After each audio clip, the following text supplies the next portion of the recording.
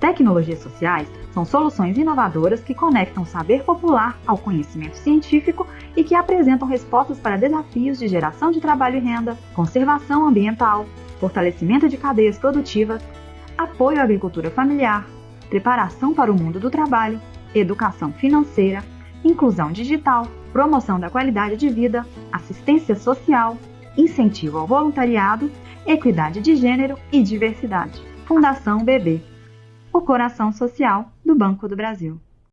Olá, o Ciência é Tudo já está no ar. Eu sou Priscila Rangel e o episódio de hoje vai começar a explicar a importância das tecnologias sociais por serem instrumentos de transformação da sociedade com grande impacto social, utilizando tanto o conhecimento científico quanto o saber do povo. E se você já estiver pronto aí, vamos juntos? A ideia de criar soluções para uma comunidade, aproveitando o conhecimento coletivo local, é uma das premissas das tecnologias sociais. Elas costumam ser utilizadas com o objetivo de promover a autonomia, gerar mais renda e diminuir as desigualdades sociais. Valorizar práticas e costumes tradicionais como instrumentos que garantam autonomia para comunidades. Além disso, que respeitem o conhecimento local coletivo, o desenvolvimento sustentável e melhore a produção de renda. São as tecnologias sociais. Tecnologia porque cria produtos e usa técnicas que aproveitam o conhecimento científico ou popular por meio da interação com a comunidade. E sociais, porque tem como objetivo encontrar soluções para diminuir a desigualdade e melhorar a condição de vida das pessoas. As tecnologias sociais promovem soluções para demandas relacionadas à alimentação, educação, energia, habitação, renda, recursos hídricos, saúde e meio ambiente. Pequenas estações de captação de energia solar para o uso de eletricidade em comunidades afastadas, o uso de cisternas para captação e reserva da água da chuva para uso na agricultura e fossas sanitárias ecológicas são alguns exemplos que podem ser aplicados aproveitando a geografia e a sabedoria local. Até 2015, elas contribuíram com os Objetivos do Milênio da ONU. Agora, com a Agenda 2030 e os Objetivos do Desenvolvimento Sustentável das Nações Unidas, as tecnologias sociais devem continuar promovendo justiça social com o crescimento da renda dos trabalhadores, valorizando sempre o conhecimento popular. Para amenizar problemas de acesso à água potável e saneamento básico, realidade comum em diversas regiões do Brasil, as tecnologias sociais se utilizam de processos inovadores que melhoram as condições sanitárias e de saúde das comunidades. O Brasil tem uma área de mais de 8 milhões de quilômetros quadrados, 26 estados, o Distrito Federal e uma população de mais de 212 milhões de habitantes. Há municípios mais urbanizados, com acesso à água e saneamento básico, e regiões menos desenvolvidas, como o semiárido brasileiro, que não possuem acesso fácil a esses recursos. Esse é um grande desafio para os cientistas brasileiros, desenvolver tecnologias que permitam que todo cidadão possa ter água potável e esgoto em suas casas. Nosso instituto ele vem trabalhando com soluções tecnológicas para o desenvolvimento sustentável do semiárido. Dentro de umas áreas de pesquisa que tem lá no instituto, é a área de recursos hídricos, onde vem abordando 3 temas. Os principais temas que são abordados são tecnologias de tratamento de esgoto, reuso de água e aproveitamento de água de chuva. Esse trabalho que nós temos feito, né, com relação a tecnologias de tratamento de esgoto, é devido ao grande déficit de saneamento básico que ainda existe no nosso país. Para vocês terem uma ideia, o Brasil, apenas 60% dos municípios contam com serviços de coleta de esgoto. A região norte é a mais precária, onde apenas 16% dos municípios da região norte contam com o serviço. Então nós temos um longo caminho a percorrer com relação ao saneamento básico. Se nós estamos avaliando agora o saneamento básico do ponto de vista rural, certo? Então o abismo é muito maior. Então ainda no semiárido brasileiro, né, 38% da população ainda vive no meio rural e essa população praticamente não tem acesso ao saneamento básico. E é aí que entra o INSA, com o objetivo de desenvolver tecnologia sustentável para essa região. As tecnologias sociais, elas partem de uma premissa que ela envolve aquele grupo social, aquela comunidade. Então não se trata especificamente de trazer uma tecnologia, implementar e entregar para uma comunidade, não é simplesmente uma compra de produto. É desenvolver algo com as pessoas a partir das necessidades que elas têm.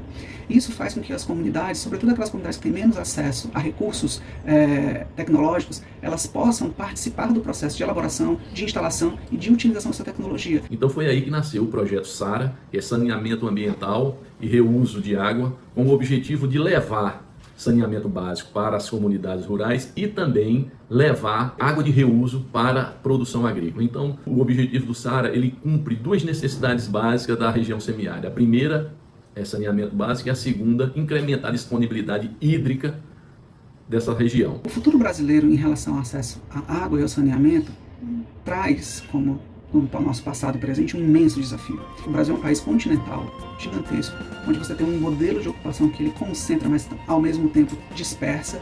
E o principal desafio é como você levar uma água e saneamento para comunidades isoladas ou comunidades distantes. Que numa perspectiva geral, considerando como funcionam os instrumentos de mercado, não justificaria a instalação de uma rede de abastecimento. Então você vai deslocar água por dezenas de quilômetros para atender 6, 20 famílias. Isso é um grande desafio, porque não há viabilidade econômica. O custo é menor e ainda há a possibilidade de concluir obras inteiras em pouco tempo. É assim que a tecnologia de impressão 3D aparece como alternativa para projetos sociais e para a construção de habitações.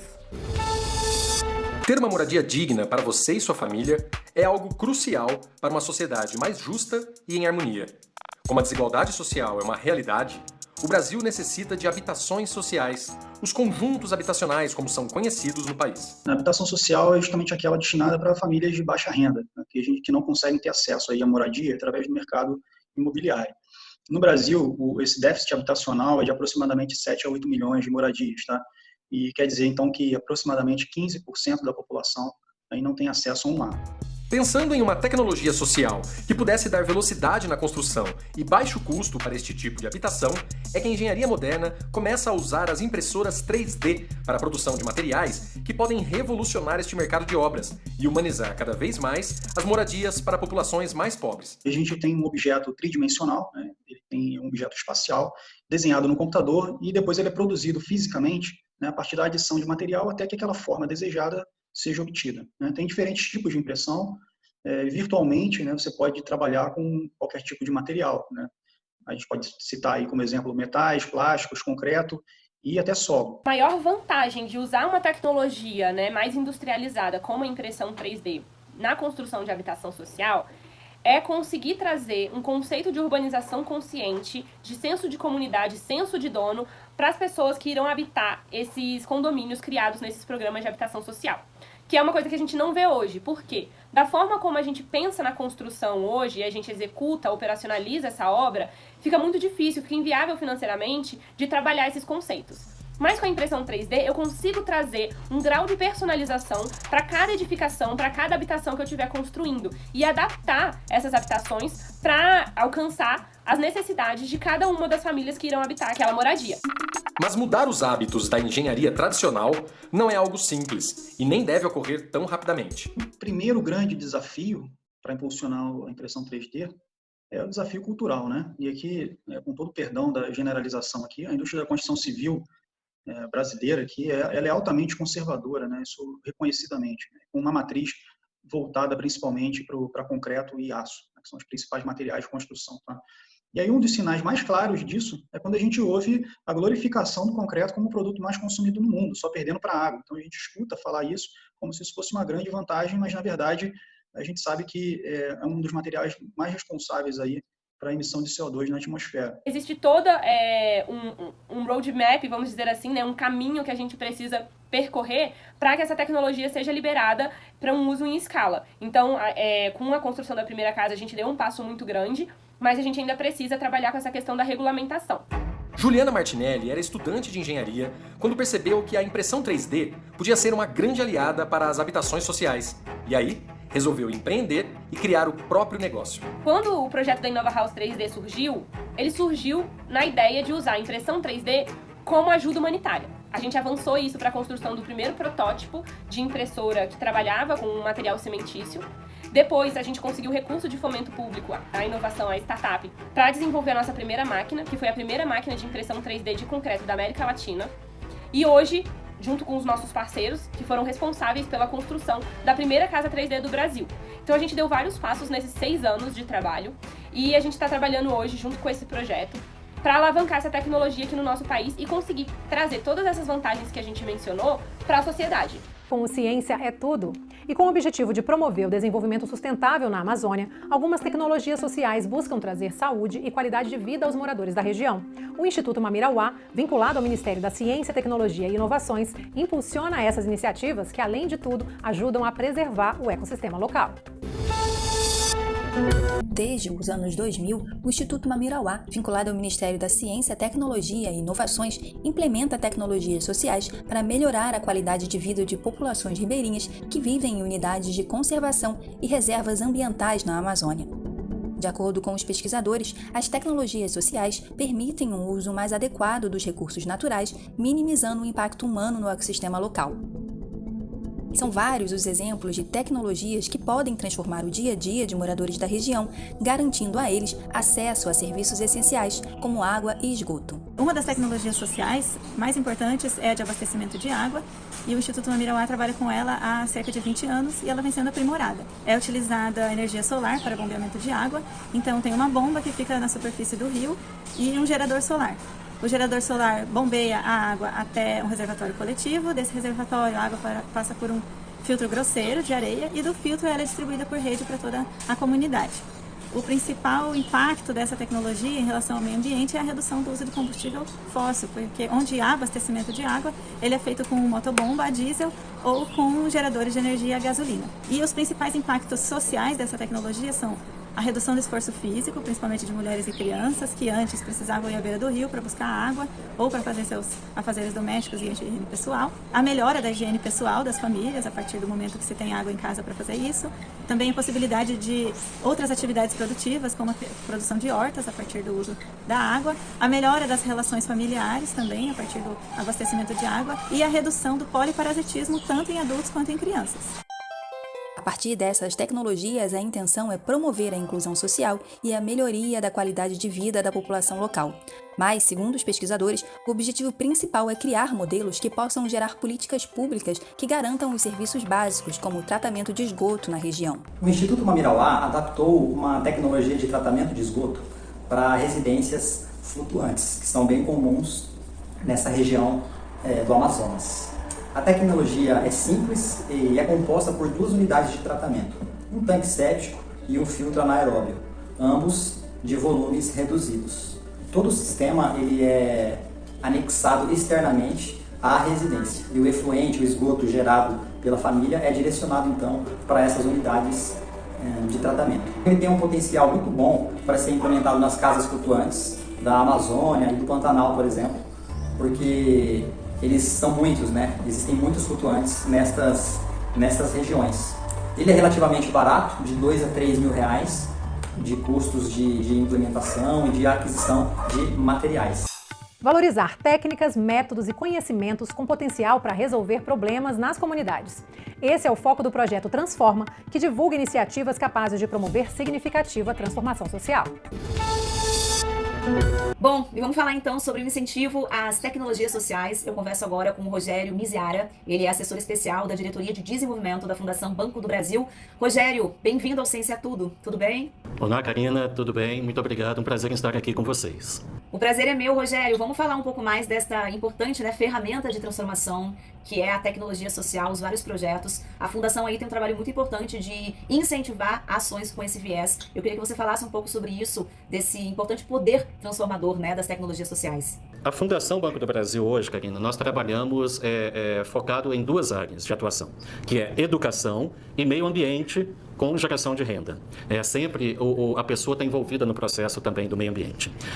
As tecnologias sociais, entretanto, que são certificadas pela Fundação Banco do Brasil e estão disponíveis na base de dados que se chama Transforma, que está na nossa página na internet, elas atendem a 8 temas de demandas da sociedade. Então temos ali água, alimentação, energia, meio ambiente, renda, habitação. Então temos outras temáticas ali dentro do banco, dentro da nossa base de dados Transforma, e a Fundação ela foca a sua ação nessas 2 temáticas que eu falei, educação e meio ambiente com a geração de renda.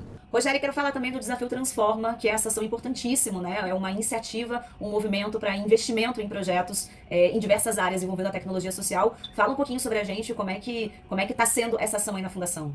O Desafio Transforma, ele é uma metodologia que a Fundação está adotando agora para trabalhar com apoio a projetos que reapliquem tecnologias sociais. Tá? Porque, como eu disse para você, Karina, quando nós montamos essa base de dados de tecnologias sociais, de soluções que deram certo no país e que queremos transferir para outras comunidades, nós passamos a apoiar também exatamente esse processo de transferência. Então, para isso, nós lançamos o Desafio Transforma, que é onde nós vamos, então, receber projetos, esperamos receber cerca de 200 propostas. Elas são para essas duas temáticas de educação e meio ambiente, sendo que educação nós estamos procurando trabalhar com qualificação profissional e empregabilidade, e na parte de meio ambiente com saneamento e gestão de recursos hídricos. Então nós estamos recebendo esses projetos. Eles vão passar, primeiro, por uma análise da Fundação Banco do Brasil, segundo os critérios que estão adotados, que estão disponibilizados no edital do Desafio Transforma, e então vamos selecionar 5 finalistas em cada uma dessas temáticas, até 5 finalistas, certo? Em cada uma dessas temáticas. Posteriormente, eles vão passar por um processo de mentoria com técnicos da Fundação e de parceiros que trabalham com essa parte de mentoria, para nós prepararmos ainda mais, estruturarmos essas propostas, para elas fazerem, então, as instituições, lá em dezembro, fazer uma apresentação para uma banca avaliadora, que vai ser constituída por executivos da Fundação e de instituições parceiras, onde essas instituições finalistas vão fazer uma apresentação, um pitch, né, de 5 minutos, apresentando, então, seus projetos. E aí sim, essa banca vai selecionar até 3 projetos de cada temática para poder receber o investimento social, que será feito no ano que vem, no valor de 300 mil a 500 mil por proposta. Então, nós estamos destinando até 3 milhões de reais para esse apoio para os projetos no ano que vem. Rogério, para a gente finalizar, eu queria que o senhor falasse para mim os resultados, de forma geral, desses projetos da rede de tecnologias sociais. Como é que você tem visto o resultado disso nas comunidades, nas cidades?